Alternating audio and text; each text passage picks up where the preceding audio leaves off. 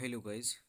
तो कैसे हैं आप लोग? चलिए लेके आए आज के लिए आपका करंट अफेयर्स, जो कि आपका the Hindu Indian the Hindu और आपका द इंडियन एक्सप्रेस से है। ये आपका मैगजीन से हम लोग लिए हैं।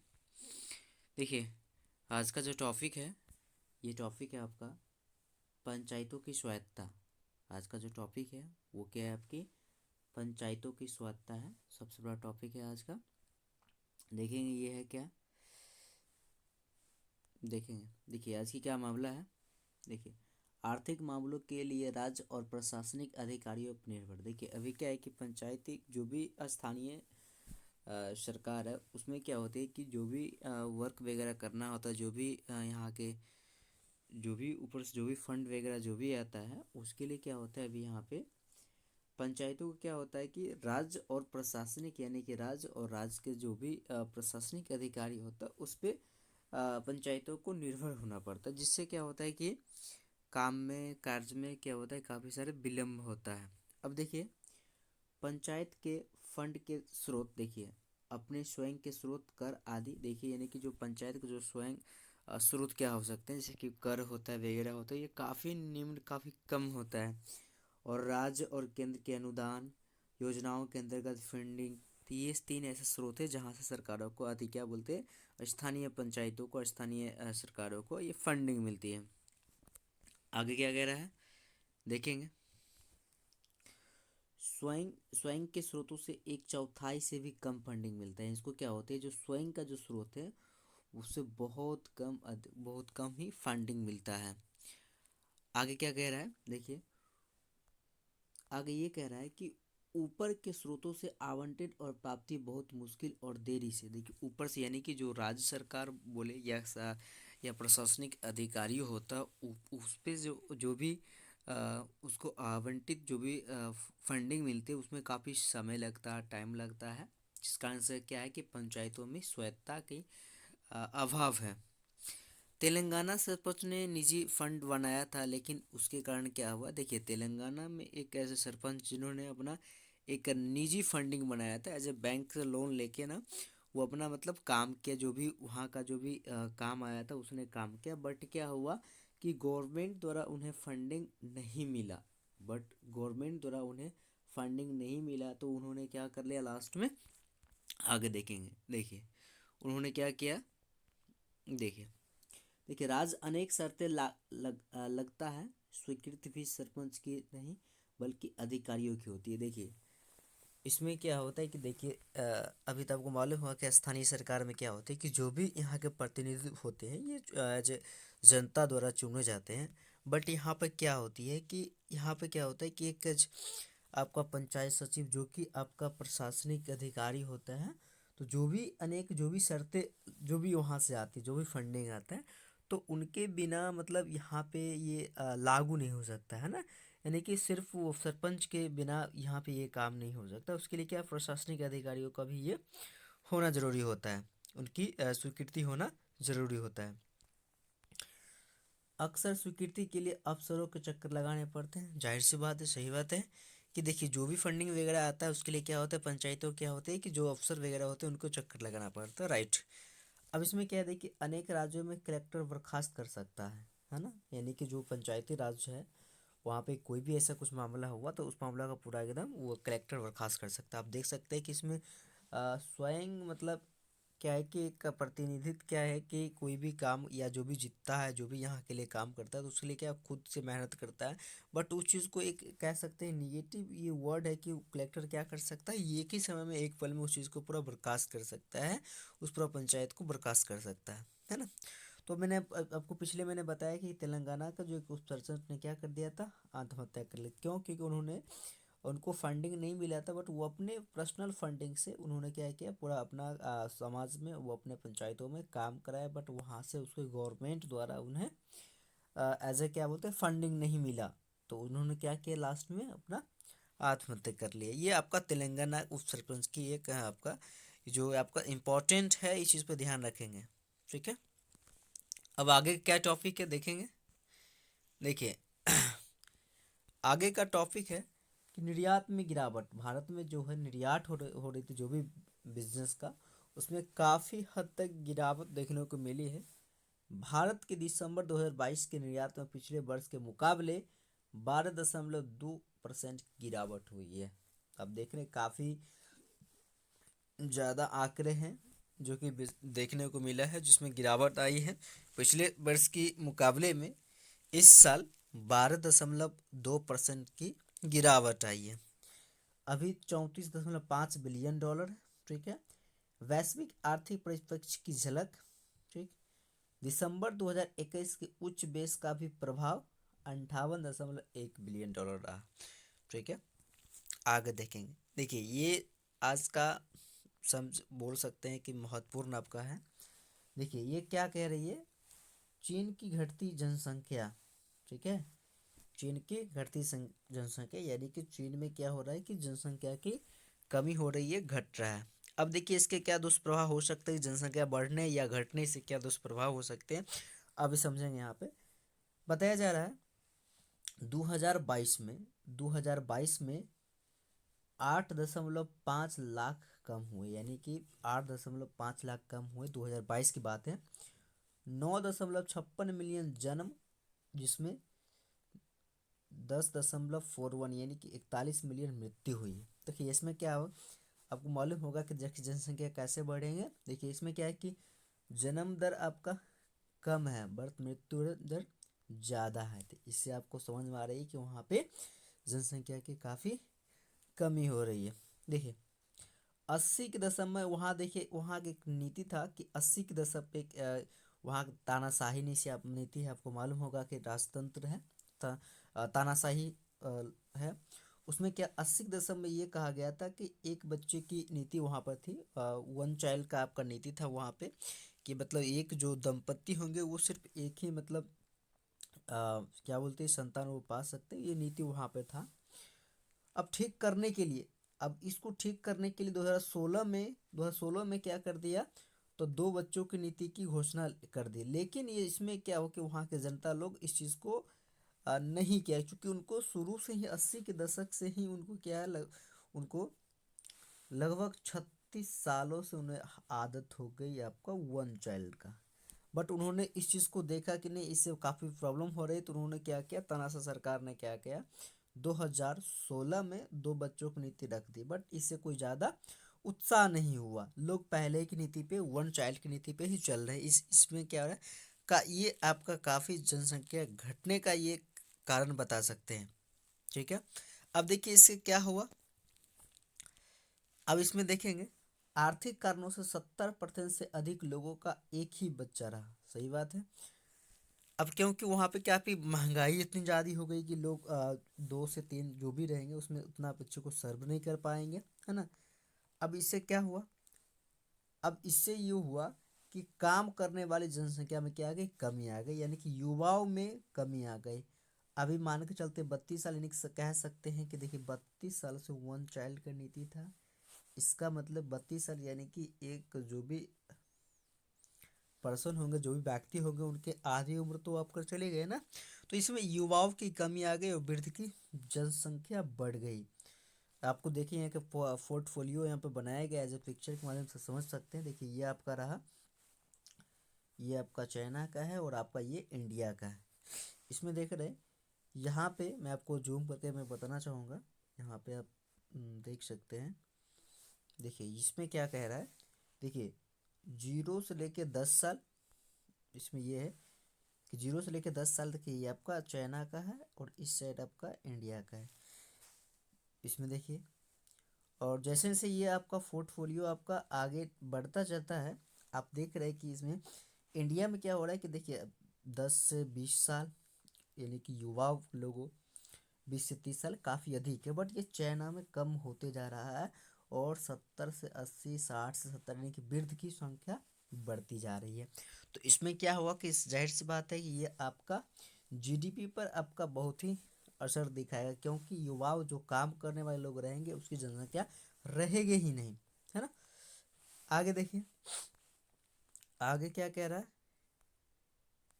देखिए आगे ये कह रहा है कि वृद्ध की देखभाल का खर्च 2050 तक जीडीपी का 26% हो जाएगा। सही बात है, यानी कि वहाँ पे क्या होगा कि जनसंख्या वृद्धों की बढ़ जाएगी, जिससे क्या होगा 2025 तक लगभग पूरा जीडीपी का लगभग 26% सिर्फ उनके देखभाल में ही खर्च हो जाएगा। ये आपका संभावना जताया गया है, जो कि देखिए जनसंख्या नियंत्रण करना चाहिए, बट उस हिसाब से नहीं, एक नॉर्मली जो होना चाहिए उस हिसाब से। डायरेक्ट आप एकाएक इस चीज़ को आप तानाशाह लागू कर देंगे तो जाहिर सी बात है ये आपका जीडीपी पर असर दिखाता है। आया ना बात समझ में?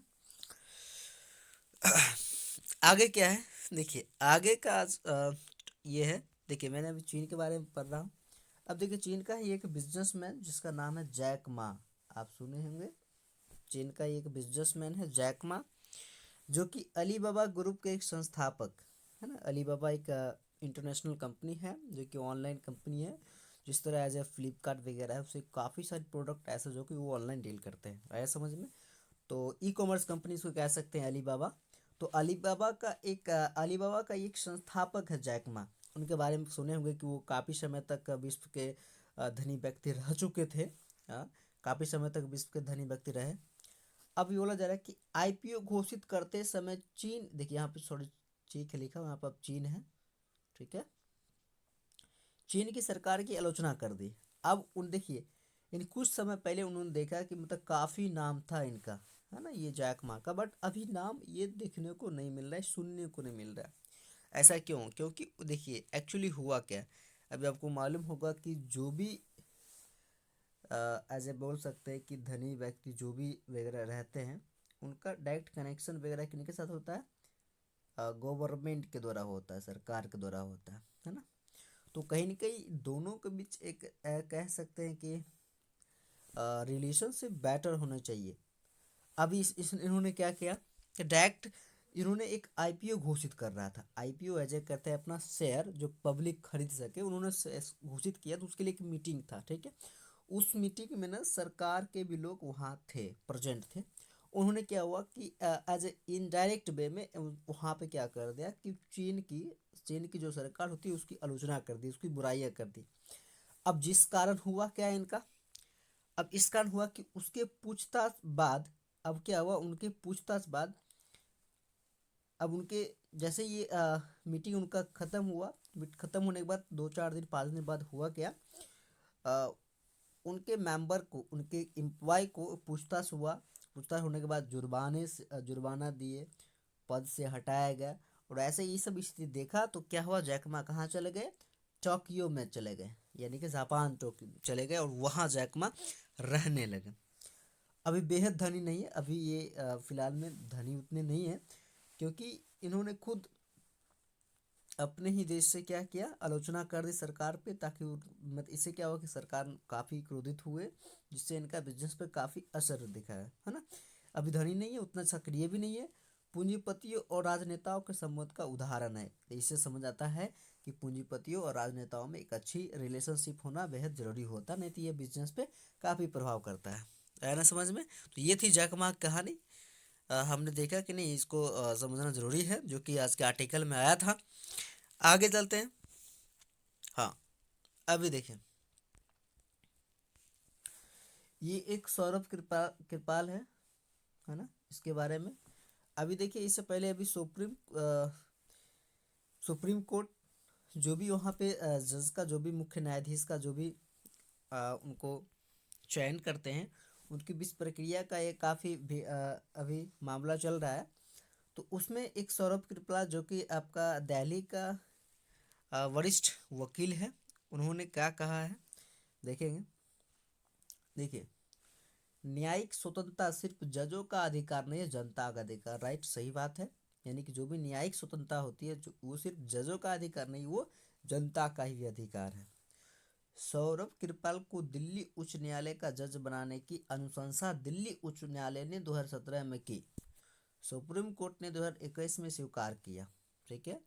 यानी कि देखिए सौरभ कृपाल जो है, इनको आप पहचानेंगे, काफ़ी वरिष्ठ वकील है ये। सौरभ कृपाल को दिल्ली उच्च न्यायालय का जज बनाने के अनुशंसा दिल्ली उच्च न्यायालय ने 2017 में दी, ठीक है। सुप्रीम कोर्ट ने 2021 में स्वीकार भी कर लिया, ठीक है। लेकिन लेकिन क्या हुआ, सरकार ने अपत्या के साथ वापस कर दिया, यानी कि आपत्तियां सरकार ने इस पर जताया। क्या चीज़ को आपत्ति दर्शाया? सबसे पहले क्या है, दो आपत्तियां। दो आपत्ति क्या क्या थी, अब देखेंगे। दो आपत्ति ये थी कि ये समलिंगता और पार्टनर, ये समलिंगता है ना, समलिंगता है, और पार्टनर इसका कहाँ का, तो स्विस का है, ठीक है, स्विट्जरलैंड का है ना। जो बल्कि स्विट्जरलैंड हम लोग का मित्र राष्ट्र है भारत का, इससे कोई दिक्कत नहीं है। बट सरकार का क्या आपत्ति है कि इन्होंने ये आपत्ति है कि ये समलिंगता है और इनका जो भी पार्टनर है वो कहाँ के हैं, तो स्विस के हैं, यानी कि स्विट्जरलैंड का। तो इस हिसाब से, लेकिन आपको समझना चाहिए कि समलैंगिक अधिकारों के समर्थक इसलिए निष्पक्ष नहीं है ना। ये क्या है कि समलैंगिक अधिकारों का समर्थक है, इसलिए क्या करेंगे, तो जो भी इसमें न्याय देने की बात होगी तो ये क्या करेंगे, निष्पक्ष होंगे।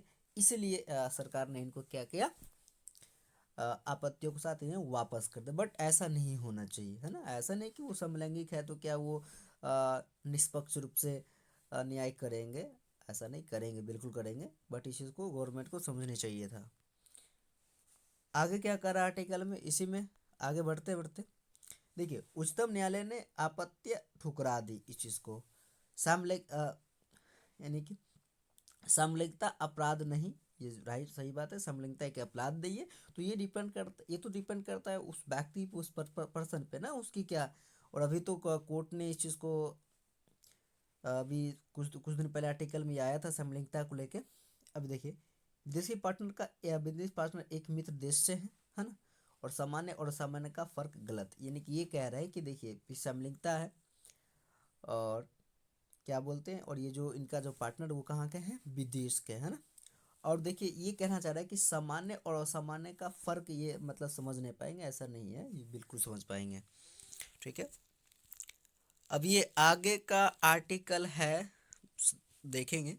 अभी G20 है ना, ग्रुप ऑफ 20 इसको कहा जाता है, G20। अभी ये G20 की अध्यक्षता अभी भारत कर रही है। अब देखिए, हाँ, G20 की अध्यक्षता भारत के पास है, सही बात है। भारत ने अनेक वैश्विक मुद्दों का चयन किया है, यानी भारत ने देखा कि ग्लोबल में क्या क्या मुद्दे हैं, काफ़ी मुद्दों को उन्होंने इकट्ठा किया है उस मुद्दे के बारे में। अभी देखिए G20, नीचे में देखिए यहाँ पे लिखा हुआ वसुदेव कुटुंबकम। देखिए इनका ये मिशन है कि एक पृथ्वी, एक परिवार और एक भविष्य का सिद्धांत लेके चल रहे हैं, है ना। अब क्या मुद्दा है, हरित विकास होनी चाहिए, जलवायु वित्त और पर्यावरण के लिए जीवन शैली, इस चीज़ का विकास होना चाहिए, है ना। त्वरित, समावेशी और लचीला विकास, है ना। सतत विकास लक्ष्यों, SDG पर प्रगति में तेजी से लाना, है ना। ये सब कुछ ऐसे मुद्दे हैं जिस मुद्दे पर लेकर बात कर रहा हूँ। अभी आपको समझना चाहिए कि दक्षिण दक्षिण भारत का इकलौता इंडिया ही ऐसा देश है जो कि G20 का अध्यक्ष कर रहा है, यानी कि अध्यक्ष या क्या बोलते हैं, सदस्य हैं, और अभी अध्यक्षता इंडिया के पास है। अभी देखेंगे आगे और क्या मुद्दे हैं, तकनीकी परिवर्तन और डिजिटल सार्वजनिक बुनियादी ढांचा। ऐसा मालूम होगा कि भी इंडिया डिजिटल की ओर काफ़ी अग्रसर है और काम भी कर रही है। बहुपक्षीय सुधार, महिलाओं के नेतृत्व में विकास, अनेक समस्याओं पर सामूहिक कार्यवाही की जरूरत, दक्षिण एशियाई देशों में आर्थिक संकट, यानी कि दक्षिण एशिया में जितने सारे देश है उसकी क्या आर्थिक संकट है, उस चीज़ को लेकर G20 में उन्होंने उस चीज़ को मुद्दा को रखे और इसका हल निकालने का कोशिश करेंगे। ये सब दक्षिण एशिया के जितने सारे देश है वो किन पे निर्भर हो रहे हैं, तो ये इंडिया पर निर्भर हो रहे हैं, ठीक ना। दक्षिण एशियाई आर्थिक देशों में संकट, ठीक है। भारत इस क्षेत्र में G20 का एकलौता सदस्य है, मैंने सही बोला कि भारत क्या है कि पूरा दक्षिण एशिया में एकलौता एक ऐसा राष्ट्र है, एक ऐसा देश है जो कि G20 का अध्यक्ष है, या अध्यक्ष भी अब जो अध्यक्षता कर रही है तो उसमें एक सदस्य है। भारत इस समूह की आवाज़ उठानी चाहिए, यानी भारत को इस समूह का आवाज़ उठाना चाहिए। दक्षिण एशिया के जो भी सारे देश है उसका एक आवाज़ बन सकता है भारत। हरित ऊर्जा के लिए वांछित आर्थिक और तकनीकी सहायता में सहयोग करना, ठीक है। ये रहा आज का G20 का, और ये कुछ क्वेश्चन है जो आज का क्वेश्चन है, देख लेते हैं आज का क्वेश्चन क्या कह रहा है। निम्न कथनों में सत्य कथन पहचानिए, आपको सत्य कथन पहचानना है, ठीक है। सत्य कथन सही क्या है ना। अभी क्या है देखिए, भारत में समलिंगियों के संवैधानिक पदों पर चुने जाने पर प्रतिबंध है। जी नहीं, ये प्रतिबंध नहीं है। यानी कि देखिएगा, भारत में समलैंगिकों के संवैधानिक पदों पर चुने जाने में प्रतिबंध नहीं है। नहीं, अगर वो समलैंगिक है तो ऊपर भी कोई दिक्कत नहीं, उसे पद पर चुना जाना चाहिए। बट यहाँ पर क्या बोला है, प्रतिबंध, मतलब ये गलत है। अगला क्या है, भारत समलैंगिक विवाह को पूर्ण मान्यता और अधिकार देता है। जी नहीं, अभी नहीं देता है। तो हमें क्या चुनना चाहिए था, सत्य, बट ये दोनों गलत है, ठीक है। अगला क्वेश्चन,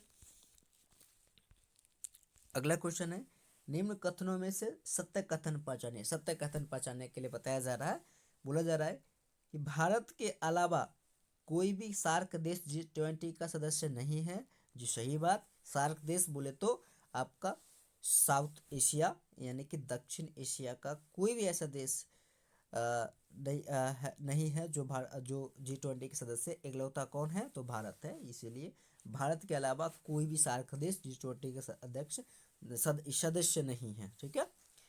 G20 प्रारंभ में एक वित्तीय मंत्री और केंद्रीय मंत्रों बैंकों के अध्यक्षों का समूह था। सही बात है। G20 जब शुरुआत हुई थी, G20 वो देशों का समूह नहीं था, नहीं, वो एक कनाडा से शुरुआत हुआ था, कनाडा। वहाँ पे क्या था, वित्तीय मिनिस्टर, जो भी फाइनेंशियल मिनिस्टर था, और बैंकों के जो चेयरमैन, जो भी अध्यक्ष होते थे, उनके यानी कि बैंकों में क्या प्रॉब्लम है या उस देश की क्या फाइनेंशियल कंडीशन है, एज ए आर्थिक संकट को लेके इस चीज़ को बनाया गया था। तो ये सही है। तो यानी कि G20 प्रारंभ में क्या चीज़ का समिति था, तो ये कह सकते हैं कि वित्तीय मंत्री और केंद्रीय बैंकों के अध्यक्ष का समूह था। ये आपका दोनों कथन सही हुआ, ठीक है। और ये रहा आपका आज का मेंस का क्वेश्चन। क्या है मेंस के क्वेश्चन, पंचायतों की अधिकार सही वितरण किए बिना स्थानीय प्रशासन निष्प्रभावी है। सही बात है। उदाहरण सहित चर्चा कीजिए। इस चीज़ को आप एक बार देख लीजिएगा, ठीक है। तो आशा करते हैं कि इस चीज़ को आपको बढ़िया लगा होगा। तो फिर मिलते हैं नेक्स्ट डे। आज का यहीं पे टॉपिक को द एंड करते हैं। Thank you, bye bye.